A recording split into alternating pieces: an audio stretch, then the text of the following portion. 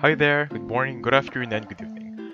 So in this video, I'm going to teach you how to request money using PayPal. Okay, so a kind reminder that if you're using your phone, your laptop, or any other devices rather than the one I'm using right now, which is a Windows OS running by with PC setup, please stay on the video because it's literally the same process. Okay.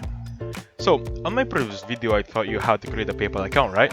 So on this one, I'm going to teach you how to request money using PayPal account. So the first thing you're going to do is of course log into your PayPal. So this is going to be my dummy PayPal. As you can see, there is no balance.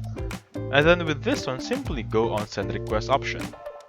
Okay, so it has two options, send and request. And then with this one, more ways to send an invoice. It will have options on the top, send, request, contact, and more. And of course, since this video is about requesting money, we're gonna click on request. And basically with this one, create an invoice, and then it will ask you to send the request on your contacts. So just choose any contacts here, and then you're gonna send the request to them. And if they will send you money, they're just gonna click that link, and then enter the amount, and you're good to go.